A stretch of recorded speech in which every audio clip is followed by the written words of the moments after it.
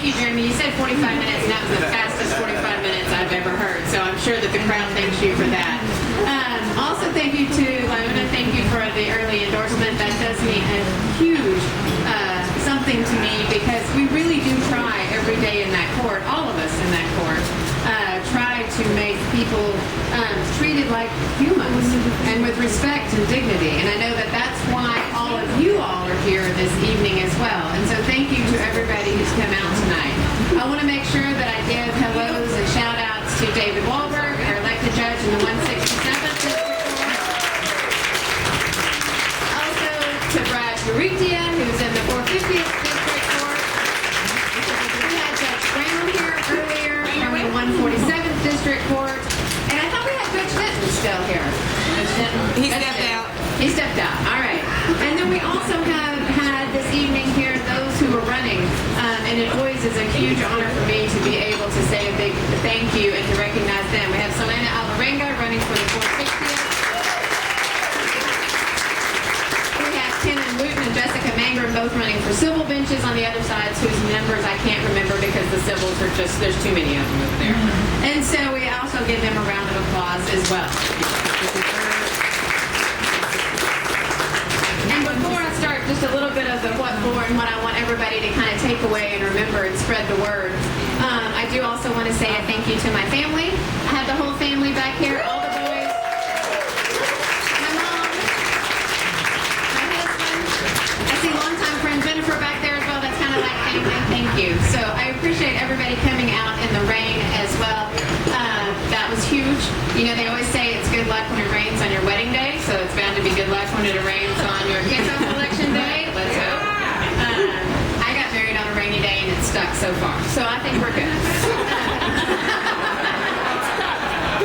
Which that brings me back to actually what I said, and I'll reminisce for just a brief moment, is when I first had my very first election kickoff campaign, one, I had never been in politics.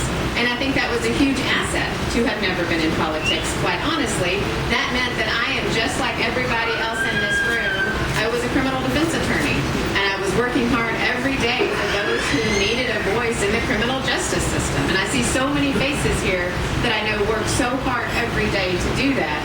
And so at my election kickoff the first time around, I was so nervous and so anxious that I referred to John, my current husband, as my new boyfriend.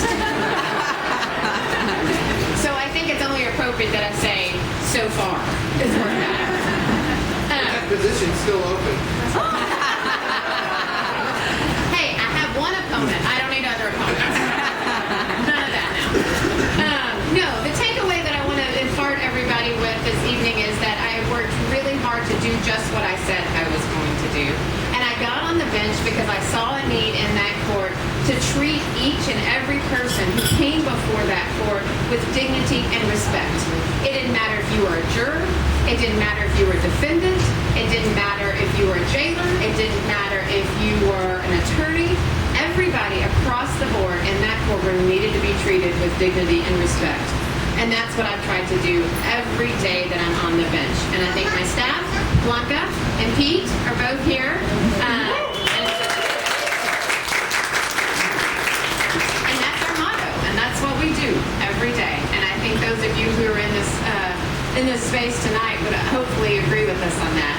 The other thing that I've tried to do much more far-reaching than just the everyday operations of our courtroom is work on a mental health diversion center. A mental health diversion center would actually help everybody in this county that has mental health issues.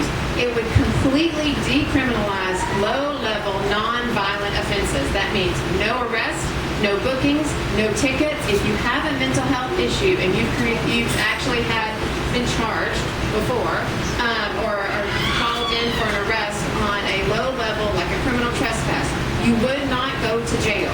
You would not go to jail, but you would actually go to a mental health facility where you could receive treatment. Again, that's a huge change. I'm happy to say that right now there's actually a building downtown that the city owns, and the county has talked about actually making a swap for that building so that the county would own it and we could actually make this dream happen. Yeah. So I think that's huge. The other thing that I have been very, very proud of in the time that I've been on the bench is what strides we've made in the smart reentry. That's where the labor unions have come in to speak. We have communities for recovery that has come in to speak.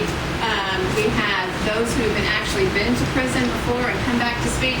Because the thing is that when you find yourself battling an addiction or behavioral health issue, you need help across the board. You need help finding a job. You need help having a place to live. You need help with a driver's license. That's what we try to do in the 427th, is actually help on all of those levels. And so that's, to me, the piece of the humanity that I'm bringing to the bench every day. So with all of those words, I'm going to say another thank you to the Ask Me, where'd Chrissy? I think Chrissy ran out, for a check this evening, and also to our Travis County Sheriff's Office, Law Enforcement Association for their donation as well. Thank you very, very much.